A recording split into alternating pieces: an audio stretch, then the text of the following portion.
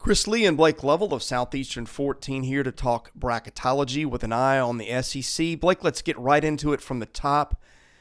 I've got the 1 seeds as Gonzaga, Baylor, Arizona, and Auburn in that order. Again, you got some too close to calls here. You've also got some teams on the 2 line that we'll get to in just a minute that are very close. Your thoughts on the 1 seeds? I think what I have is what bracketology has this morning. Can we put this out before we get into this discussion? So Sure. Keep in mind when we have these discussions, we are going by what we see right now, correct? But we can't factor in what could happen in all of these other conference tournaments. I think that's worth saying, right? When we talk about where some of these teams can get to. So that's why I think we have to keep this in mind. Like, we're doing this as we see it right now on Tuesday morning, but it's impossible to predict what can happen in all these other conference tournaments that could move people around one seed line or another. So I think keep that in mind anytime we have a bracketology discussion. Now, I know, Chris, you got some comments, and that's why I just want to bring it up. Yeah. I know there's some people and look, as we say, you're talking to the wrong people if you think that people are trying to hold your team down from getting a higher seed. We're trying to give everyone number 1 seeds. But unfortunately, that's not everyone gets a trophy. Listen, I want everyone as a number 1. I tried to make that. What was that? I tried to make the all 2 line happen not long ago. I don't think it's going to happen, but I tried. So just keep that in mind. Like, we understand that there are paths for teams to get to higher seeds. Okay, I just think we also have to keep in mind that we try to at least factor in, well, what if this happens? What if that happens? And I think that always makes it very tough. So we see what we see right now, and I think right now Auburn's the number 1 seed without question to me. Okay, let's say Auburn loses first game, Kansas wins the tournament. We've went through those scenarios. Those are all possibilities. But yes, as of right now, I don't think there's any doubt that those are your number 1 seeds, those 4 teams. Yeah, I mean, and there will be some doubt because tournament games will be played, but you don't think that the committee is going to probably weigh these as much as the public perception is, especially as it gets closer to Selection Sunday, because you've just got to lock so much in because you've got a deadline that, what is it? They announce these at 5 Central. Is that when it is? Yeah. We see, how many times have we seen this over the years? And again, I wish I could think of the specific examples just in the SEC, but we've seen it in other conferences. I know we think that just winning this tournament should mean a lot more. And I get that argument. Like, you go through it in this league. Well, yes. And this league this year, if you win this tournament, that should mean something very significant.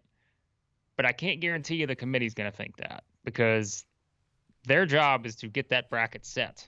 And there's not going to be a ton of movement. Again, unless we're talking bubble teams or we're talking an LSU, winning the SEC tournament, an Alabama winning the SEC tournament, and any of those top 4, Auburn, Arkansas, Tennessee, Kentucky, there will be backup plans in place if, let's say, one of those, whoever wins that tournament. So, but I don't think it's going to be as significant as people will think. And I think that's where we have to come back to the overall body of work. 3 games in 1 week is not going to be as important as the 30 games that came before it necessarily, right? Because it's just a matter of who do you play, and that's what we keep talking about in this SEC tournament. The reason why it's hard for us to say, well, Kentucky, if they win the SEC tournament, 100% is going to get a number 1. Well, what if they beat Alabama, or what if they beat Vanderbilt? Then what if they beat South Carolina? Then what if they beat LSU and it's not Auburn or Arkansas? There's just so many different scenarios there. And that doesn't do as much for your resume as if you would have played all the higher seeds. So that's what I think you have to keep in mind. And I really am of that opinion. And remember, we had Rocco on several weeks ago. The one thing he has always said is the committee's going to do the bulk of their work before you even get to, Friday, basically. That bracket's going to be, a lot of that's going to be set, and it's just, okay, can you sway us enough to where, can you make us take you over this other team, move you up, slide this team around? And if not, then, they can justify it by saying it's the full body of work. It's not just what happened in this tournament. So you have to keep that in mind too. I'm with everybody here. I think winning this tournament should mean it should be very significant, and it is significant for whoever wins it. But from a seeding standpoint, sometimes it's not as significant as you would think.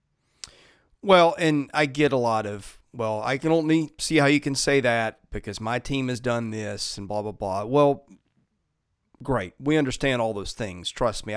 You have seen the sheet that I have gone over, and I'm not going to say that I've thought of everything, but it's darn near close. And so whatever your team's strengths are, I'm aware of those, but the problem is other teams have strengths too. And your team has warts, and they all got to be put on a scale together and weighed equally. And that is where, look, I'm not going to say quit coming at me with your gripes because we're glad you're here. We're happy to make our explanations and tell you why we say what we say. But just have a little understanding that there's a world, there's a universe of basketball outside your team, that matters.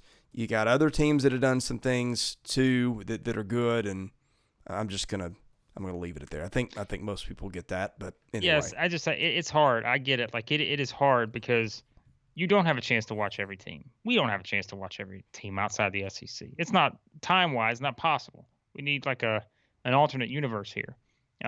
But you also do have to compare the resume sometimes. And while we can push the SEC and all the good things that it does, it's not always viewed that way on the outside. So yeah. But by the way, I've just emailed you a copy of what I'm looking at, which was... Oh, boy. I'm going to forward that to everyone else. You should. You should. Just so we can be on the same page. Right. But in any case, and I guess we'll get into the bid stealers and stuff as we go down the bracket, because right now, none of the teams we're talking about are going to be affected by that. But Florida, Mississippi State, A&M, some of those teams may be. So... I've got my twos right now in this order: Kansas, Kentucky, Tennessee, Wisconsin. Wisconsin is going to be really interesting to figure out. The computers, the predictive ones, have not liked the Badgers. They've all got them in the 20s. In fact, Ken Pomeroy's got them at 30. Wisconsin lost a game to, who was it, Nebraska at home this week, and Nebraska's suddenly beating anybody and everybody. But still Big Ten co-champs. I've got them as the last two. But I think right now Kentucky easily a 2. And I think Tennessee, with beating Arkansas, in my mind, has moved on to that 2 line. Yeah. I think so. We had talked about that before. I think it's pretty clear. I think where they're at, I mean... Well, it's not clear at Bracket Matrix. They've got them as the third 3. But I put these all on a scale. I've updated all the computer numbers as of this morning in the 5 ones that matter. I have compared everybody against everybody. I may be an outlier on this, but I think the Vols deserve a 2 right now. No, I was going to say it's clear to me that they are no lower than a 3 seed is what I was going to say. Sorry. Yeah, I know. I was going to say that to me is what has become very clear. I think they're no lower than a 3. And again, if they lose South Carolina, Mississippi State, could that change? I don't think so. I think they're a 3. But we'll see on that. Kentucky, here's the discussion, and this does not need to be a long discussion. If Kentucky wins the SEC tournament, could they still get a 1? I think so, right? I mean, I think so. It depends on who they play, but exactly. Sure. That's the discussion we just went into. Is it depends on who you play, but if they get all the top seeds and they win the tournament, Kentucky will be a number 1 seed. I think that's where that impact is big. And committee can be like, oh, well, wait a second, they just beat the other, top 3 or whatever, how many teams that would be. They just beat 2 of the top 3. I guess that's what it would be in the SEC, or top 4. You know what I'm saying? So that would be significant and probably enough to push them forward. But it's like, okay, I guess that's what it comes down to too, is if Kentucky plays Auburn in the championship and Kentucky beats Auburn, then what do you do, right? Because they would have split in the season. So it's Auburn beat them in the regular season, Kentucky beats them in the championship. How do you figure that one out? Then you go to what? You go to the resume. You go to the full body of work, and that's where you really start to dissect it there. So those are the things that I try to play out in my head. All these what if scenarios. So that's one to think about if you're looking at that. I think our dream of 2 1 seeds, Auburn and Kentucky being both 1s, I think are out the door. Because I don't see Baylor, Gonzaga, or Arizona falling off that mark. Am I wrong on that? What I'm trying to do as you're talking is I'm trying to look up the Big 12 tournament bracket because I want to see if there's anything in there that we're not thinking of, right? Hopefully it doesn't look like the WCC tournament bracket. Yeah, which Gonzaga won last night. Gonzaga looked really good before I went to bed. The bracket does not look really good. You know what? I'll tell you the matchup I want to see is Auburn Gonzaga. Yeah, would be good. Just as an aside. Would be good. Where do I find the Big 12 tournament bracket? This is riveting, I know. I know, but I want to, again, if we're going to have this discussion, we got to know who plays. Like, I think Kansas opens with Kansas State. Yeah, why which is not a bracket? I know. I'm like the first two Google results. I saw schedules, but not brackets. Somebody should make a business. Literally, the only thing you do is post tournament brackets on the same site. That'd be the greatest thing ever. Yeah, I think ESPN does it, but I can't find it. Again, riveting, I know. But, for the love of God, give us a Big 12 tournament bracket. Do you want me to just tell you what I just found? I just clicked on Big12sports.com. The first result when I searched for Big 12 tournament bracket, you know what I got here? The 2020 Phillips 66 Big 12 Men's Basketball Championship has been canceled. That's the first result I get when I search for this thing. I'm about to cancel the Big 12 until we find their tournament bracket. I'm like, this is just hilarious that it has taken us this long to find. Guys, I promise you, I am searching for Big 12 tournament bracket, and right now I am like on the 5th result, and I have still not found this. Like, I've got it listed but I don't have like an actual bracket in front of me. So this is insane. It looks like they're going to play the winner of Kansas State and West Virginia. I have found it. Searching for gold. Which does not move the needle. Does nothing. Then they're going to play Texas or TCU, which will do something. And then who knows at that point. Okay, I found it. Search printable Big 12 tournament bracket and FanDuel pops up. Okay, you're right about that. Kansas gets an opportunity against either TCU or Texas in the semis, presuming it beats West Virginia or Kansas State.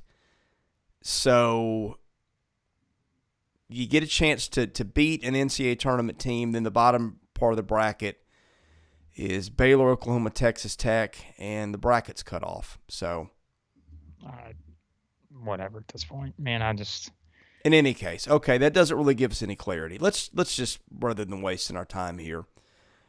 I've got 3 seeds right now as Villanova, Purdue, Duke, and Texas Tech. A lot of people got Duke on the 2, but I think that loss to Carolina matters. The strength of resume does not have Duke as a 2. So then I go 4s. I've got UCLA, Providence, Illinois, and Arkansas in that order. All right, so let's stop there for a second. Arkansas. Let's say Arkansas wins the SEC tournament. I don't know, because again, here Arkansas to me is the big one of what you would need to root for everything in front of you to just go wrong. I feel like to move up to like a 2.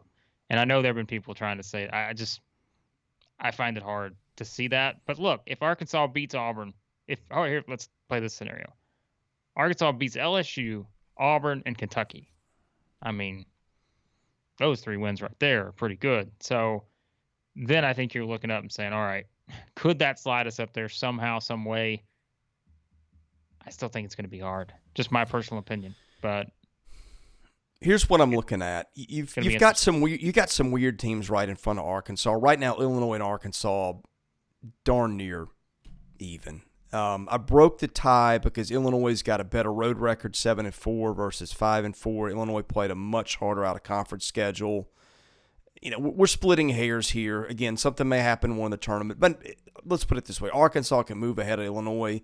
You got Providence, which has only got 4 losses on the year. The strength of resume, the computers love, the predictive computers, the Sagarins, the Pomeroys, all got them in the 30s. So they think that Providence is a little bit smoke and mirrors. Then you got UCLA. which the computers love.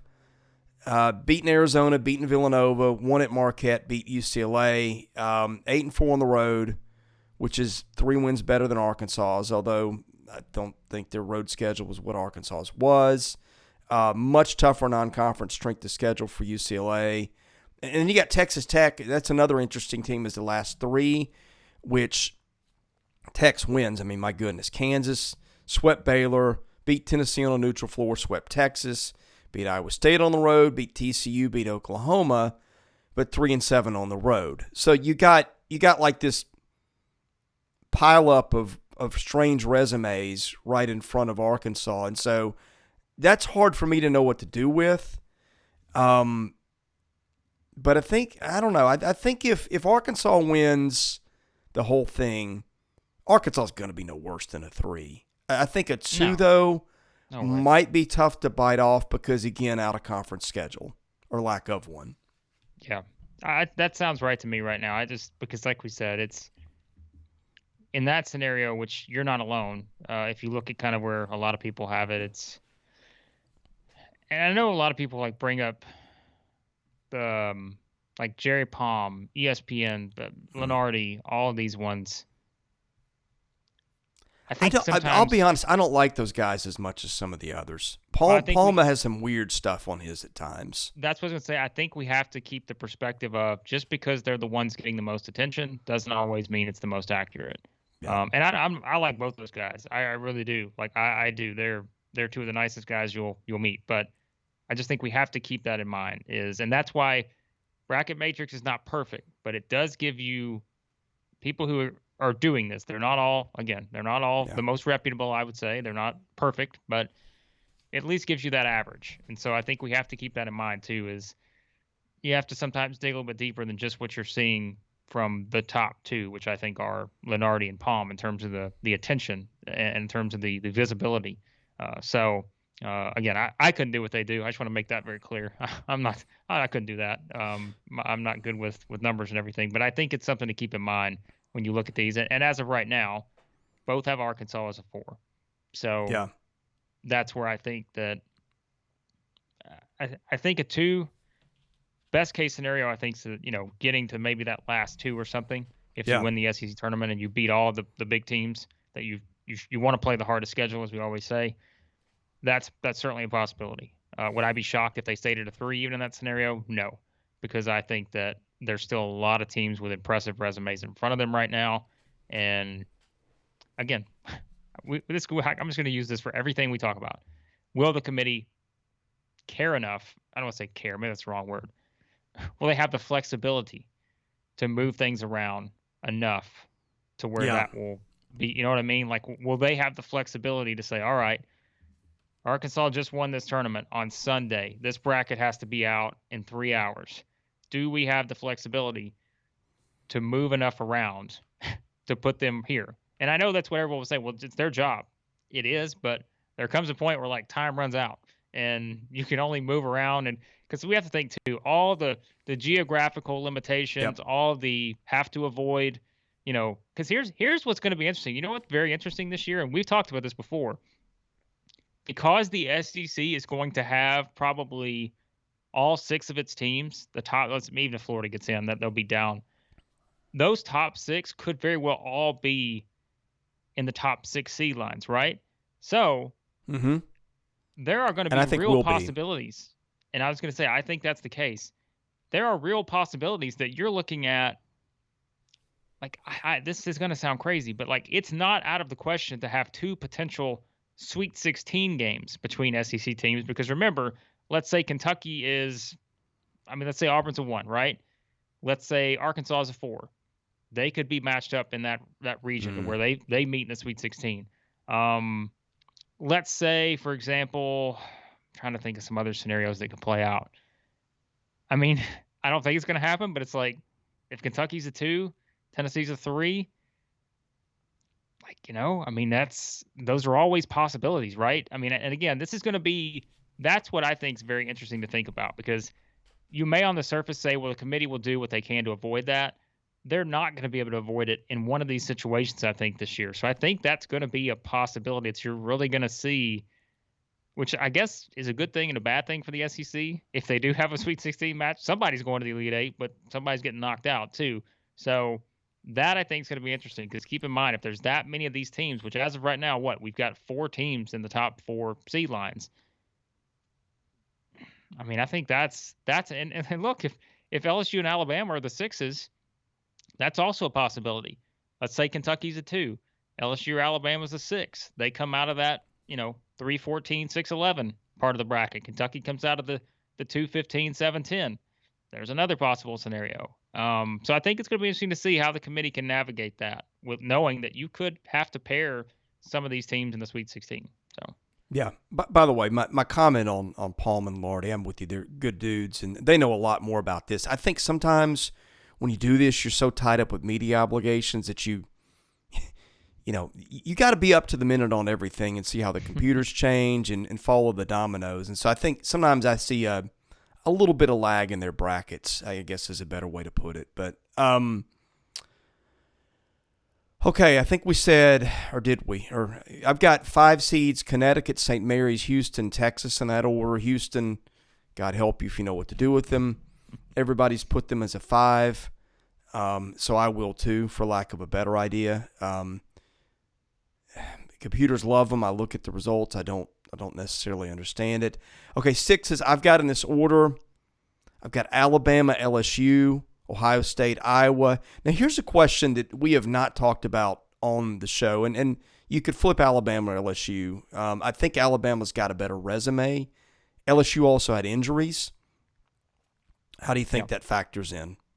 It's a good point because they will factor in the injuries with Pinson, and I don't remember exactly the days. I don't think he was out many games, but Pinson, he missed 5 or 6 at least. Did he? I couldn't remember exactly how many he missed. Yeah, that's a good point because it will be factored in. We always say that with teams. I mean, yeah, I'm looking at it here. When Pinson did not play, and I think you even factor in the games where he came back and played that one game where he played like 7 minutes, and clearly he was not. Came back the next game, played 16. Again, clearly was not ready yet. During that 1, 2, 3, 4, 5, 6, 7, during that 8-game stretch from mid-January to early February, LSU went 2-6 without Pinson. So that's what I keep saying. Think about how different LSU's resume could be right now if he plays half those games. So that will be factored in, and I think that's an interesting thought because I've said it. If LSU's a 6 seed, to me they feel like a 4 seed, and so that's one where I wouldn't love to be, the 3 seed in that scenario that's potentially looking at that possibility of playing them because I think that how they're built, I mean, we have to remember this team started 15-1 at full strength, and so they're back there now, and I think that's something the committee will have to certainly think about. Alabama is just going to be a mystery. I mean, I'm with you. I think Alabama probably winds up. Well, I'll say that they're going to be. I think they're going to be no worse than a 6. Now I keep thinking about the possibility. All right, if you lose to Georgia or Vanderbilt, maybe a 7, but maybe. Hey, if I'm a 2 seed, I am pushing Alabama's agenda as much as possible to keep them out of that 7 seed. But I think Alabama's a 5 or 6. I don't really see much movement. This is where we get to the territory where teams either have a pretty significant flaw or a lack of really big wins. Right. So there's they might be good in the computers, but you're looking like I don't get it. But yeah. I mean, I think actually I would put LSU ahead of Alabama. I could swap LSU and Texas for the final 5 seed. The problem with LSU is 2-8 on the road and a 2-16 non-conference strength of schedule, which I don't get. To me, their non-conference strength of schedule look tougher than what the computer says. But, this is probably one of these things that comes out in the wash in the conference tournaments the next few days. So, again, the 6s I've got LSU, Alabama, Ohio State, Iowa. Ohio State and Iowa have had some weird things. Ohio State's not played well lately, but locked in a lot. 7s, I've got Colorado State, Southern Cal, Seton Hall, and Murray State. And this is where we get to the territory where we're getting into, for OVC, I guess the better way to say it, I want to acknowledge here, conference tournaments matter, right? And OVC is one where a bid was not stolen because Murray State was going to get an at-large anyway. So had the OVC tournament gone differently, you could have seen a bid stolen here, but one wasn't. Let's see. 8, I'm going Michigan State, Marquette, Boise State, San Diego State. San Diego State's a team where there's a lot of split opinion. 9s, I'm going TCU, Iowa State, Michigan, San Francisco. Those are 4 teams that have got some really interesting resumes. The computers love San Francisco. San Francisco's now done for the season after losing to Gonzaga last night. Michigan, I think I've got higher than most. Iowa State, kind of hard to know what to do with because it's got 9 quad 1 wins, but it also went 7-11 in the Big 12. 10s, I go Davidson, Creighton, North Carolina, and Xavier. 11s, I go Miami, Memphis, Notre Dame, Wake Forest. Then I get to Rutgers, Loyola, VCU, SMU. Those are the next 4 teams on the board. Loyola won the Missouri Valley yesterday. So that's another one that had Loyola lost. I don't know that it would have gotten at large, but it would have been in the discussion. So again, if you're Florida and A&M, you're glad that happened. Wyoming, I've got as my 49th team. I'm repping the Cowboys today because my nephew played football there. But I'm starting to wonder about them. And the next teams I've got Wyoming 49, BYU 50, Oklahoma 51, Florida 52, Indiana 53, Dayton 54, A&M 55, Virginia Tech 56, Oregon 57, and Virginia 58. And then North Texas 59, although I think North Texas is going to have to win Conference USA, and I think it's still in the tournament in order to get there. So thoughts on all that? That's a mouthful. Yeah, I was gonna say I don't really have any. Let's get to Florida and A&M and what the outlook is for them. I guess is probably the only thing left. So yeah, I'm trying to figure out where the cut line is right now. I think it's still right above Florida. Oklahoma's going to be an interesting one because Oklahoma beat Florida head to head. Strength of resume has them pretty much dead even. Computers, the predictive ones like Oklahoma more, but Oklahoma went 7-11 in the league, 17-14 overall. Oklahoma 17-14 against the number 7 strength of schedule. Florida 19-12 against the 43rd. Oklahoma 3-11 quad 1. Florida 2-9. Florida's got a quad 4 loss against Texas Southern. Oklahoma's got a quad 3. Don't know who that's against. Both of them lost 2 in quad 2. Florida beat Auburn and Ohio State, but other than that, not a lot there in terms of tournament teams. Oklahoma beat Texas Tech, Arkansas, and Iowa State. So, again, I think this is one of those that just let's see how they do. Oklahoma's got, in the Big 12 tournament, who? Oh, they're playing Baylor. So that might be one where Oklahoma's fate gets decided that first day. Because lose to Baylor, I don't think Oklahoma gets in. Beat Baylor, then all of a sudden that case just got a lot stronger. There's some people I'm looking at don't even have Oklahoma in the discussion anymore. I don't agree with that, but I will say, again, we go back to if you're wanting what you've seen, and if you've already looked at the brackets before you came into watching this, you will know now that Lenardi has moved in Florida and A&M both into the discussion here. So A&M is officially on the board, at least in that 8th team out. So that everything we've been talking about with A&M, that's not surprising. A lot of people you'll start to see A&M move in heading into probably, Thursday. You'll see them on that line of final, 5 to 8 teams out.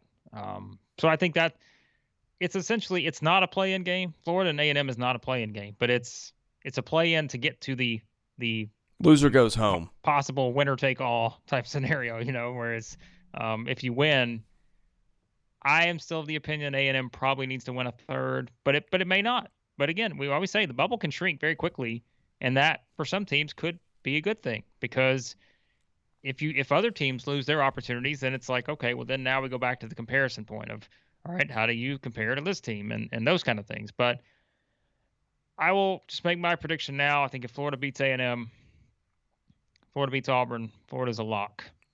I hope I'm not going to jinx them, but I think they're in at that point. I just don't think you leave them out if they beat Auburn a second time. A&M, I think it's going to take 3. That's all I got. Like I think I'm not even putting Mississippi State in the conversation unless they get to the championship. Yeah, State's nowhere near the conversation at this point. Without a couple more wins. Yeah,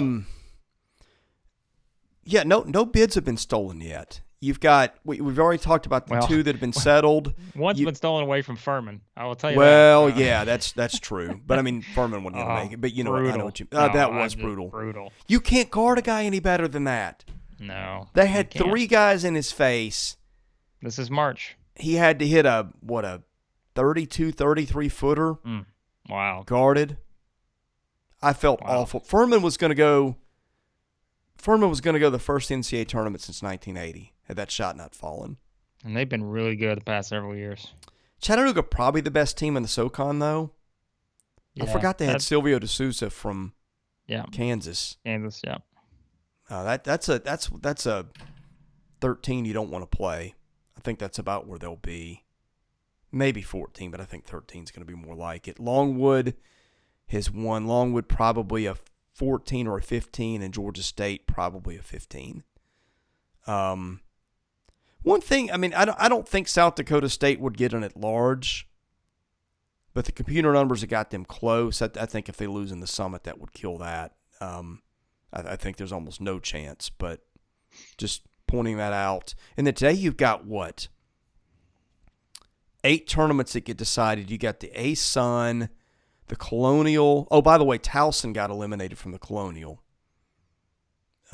which Towson wouldn't have gotten at large, but again, it was moving in on that kind of close with the computer numbers territory. So whoever the Colonial sends, it's not going to be as strong as what it could have been. The Horizon today, the Northeast today, the Summit today, and the West Coast today. I don't think anything changes today, does it? Because I think all those are one-bid leagues except for WCC. And we're down to Gonzaga and who there? I don't think anything changes. Yeah, I think that it's